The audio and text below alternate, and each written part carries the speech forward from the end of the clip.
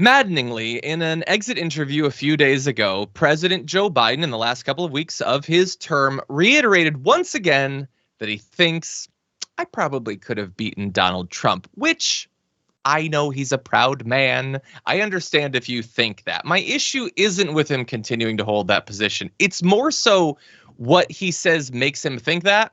And it's that he told USA Today that he feels that way based on polling, which I think is the worst thing to point to in terms of saying that you think you could beat him.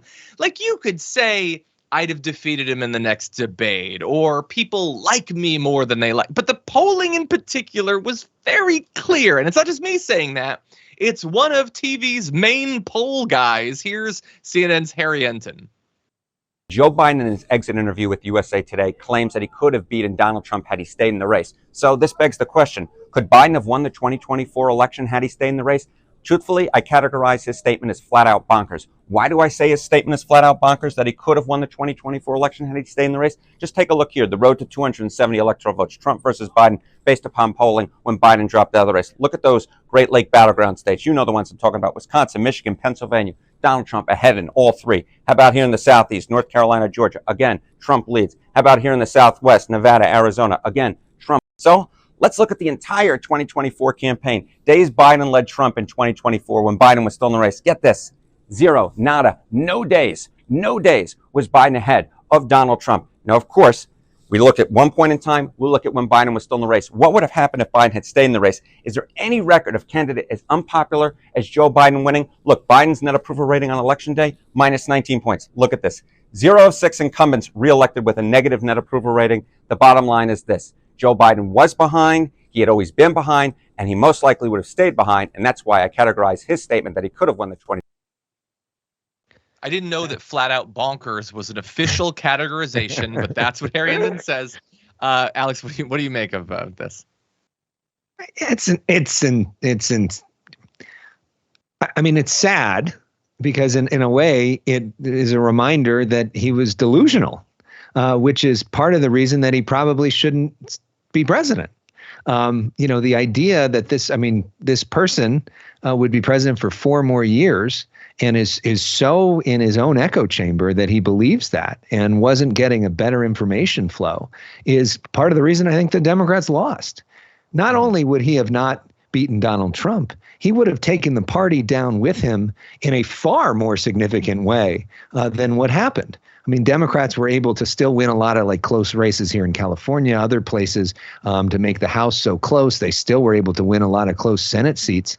Most likely that wouldn't have happened if Joe Biden was in the race. And his lack of any humility going out the door, or any reflection or any accountability on anything is stunning.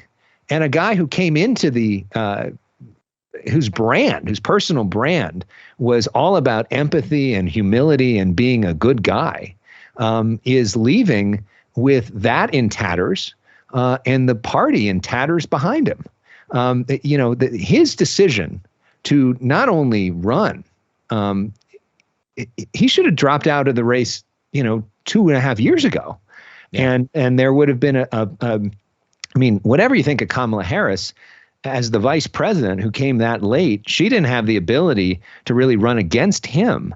But if there was a different candidate who wasn't the president or vice president, who had their own thing, they could have run against that incumbent president, embraced some of it, but then ran against some of it too, and offered something new.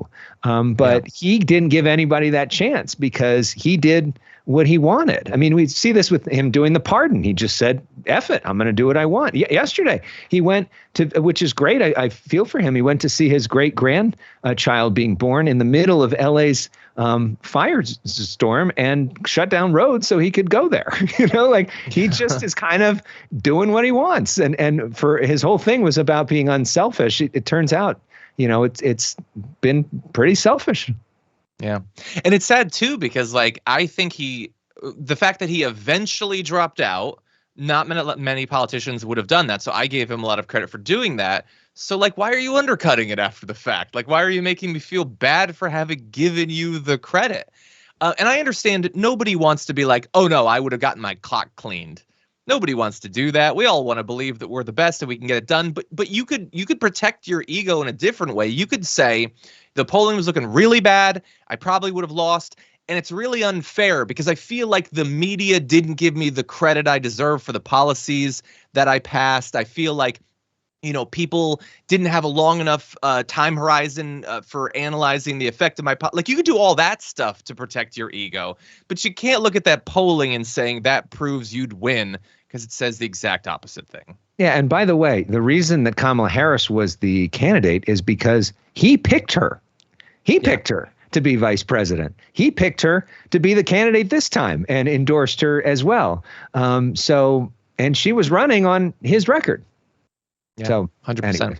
And I would have loved to have seen him. It would be hard as the vice president to run against the president regardless, but he could have at least told her behind the scenes, you know what, if you have to disagree with me, if you have to attack my record or whatever, you do whatever you need to do to get reelected because that's what's best for the party and for the country.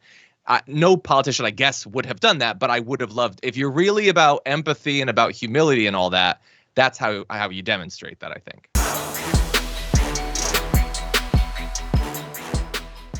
Thanks for watching our video. Did you know that you can support our show by becoming a subscriber? Just click the subscribe button and also ring the bell so that you get notifications when we're live or when we post new content.